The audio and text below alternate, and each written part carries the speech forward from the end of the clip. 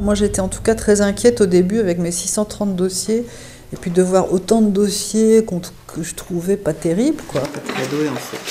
Et puis finalement, plus ça se resserre et plus on a au contraire un problème de choix. Je crois que je suis descendue à 90 dossiers sur les 600 très vite. Là, j'ai commencé à vraiment étudier les dossiers en regardant le parcours de chacun, comment il avait fait son projet. À 20 dossiers, là, ça commence à être difficile. Il faut laisser parler son intuition. J'ai retenu des gens qui se confrontaient au réel de façon très différente parce que ça peut être un réel intérieur, ou ça peut être une fenêtre ouverte sur le monde. C'est-à-dire qu'il y a la photographie miroir et la photographie fenêtre. Donc les deux sont intéressants et les deux ont besoin de toute façon du monde extérieur pour exister. Si je voulais être encore plus sélective, les lauréats que je voudrais pousser auraient plus de chance. Mais bon, je crois que 12 est un bon chiffre.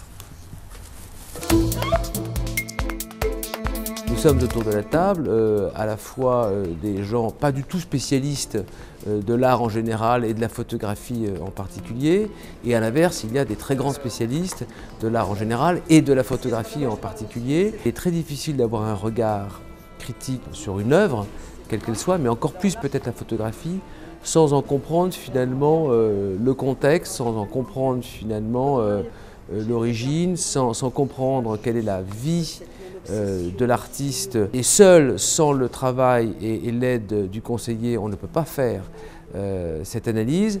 Et c'est là que prend toute la valeur du conseiller, c'est dans la façon qu'il a ou qu'elle a de mettre en perspective les travaux qui nous sont présentés.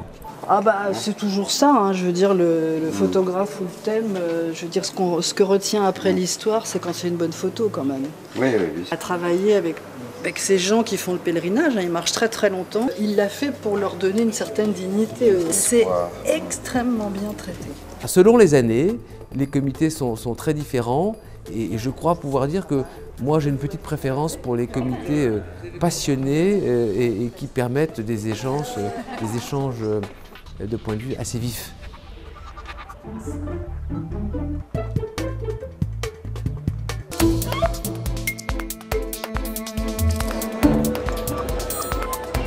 La conférence de presse annonçant les lauréats est une étape très émouvante car elle marque le début d'une aventure humaine et artistique. Entourés de spécialistes du monde de la photo et de l'édition, notre volonté depuis 16 ans est d'accompagner 2 jeunes photographes de talent en leur offrant des outils, des clés qui leur donneront de nouvelles perspectives pour leur avenir professionnel. Donner la possibilité aux lauréats de publier un livre, créer une exposition, rencontrer des galeries, des collectionneurs, des médias et un public plus large, telle est la vocation du prix HSBC pour la photographie. Alinka Echeverria, Xiao Tuan. Je suis très contente parce qu'il y a presse mexicaine aussi. Merci. 我肯定是很高兴的，然后也是比较意外的，非常激动。 Cette année est assez passionnante, c'est une grande première. C'est 2 photographes qui viennent d'univers complètement différents. C'est 2 approches documentaires qui parlent toutes les 2 de situations dans le monde contemporain et qui sont formellement tout à fait différentes. C'est incroyable, il y a 40 000 personnes qui s'appellent Guadalupe.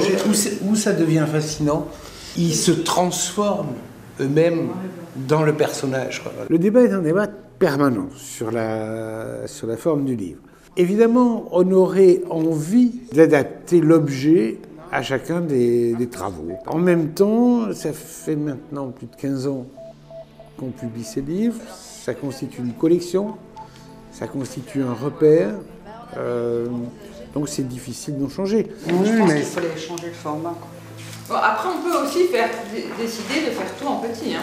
Ah ouais, mais tu vois, le pli quand même, quand tu as une photo en fausse double, tu vois où elle va la fausse double au milieu. Après, je pense qu'il y a des façons, tout en gardant un principe de collection. On est obligé de faire des vis-à-vis. Oui, moi je préférais qu'il y ait des vis-à-vis de temps en temps. Mais souvent à la même distance, et c'est très frontal.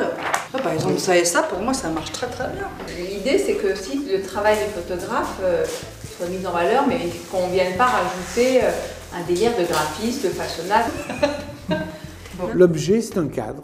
Et voilà, c'est une convention et On l'a adopté, on le conserve. 4-4, 4-4, 1.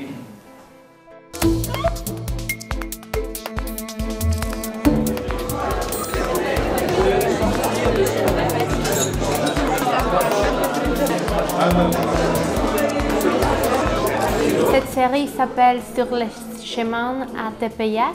C'est un lieu sacré en Mexique parce que c'est le lieu où est apparue la Vierge de Guadalupe dans le XVIe siècle. Oui, parce qu'il y a une promesse, si tu vas en voie, il faut aller chaque année. C'est très chaotique, il y a un marché, il y a 6 millions de personnes chaque année. Je fais le détourage pour vraiment te faire notre attention sur le dos de le pèlerin. Je pense que quand tu simplifies les choses, tu vois mieux. C'est la première fois que j'ai vu tout mon travail en tirage comme ça.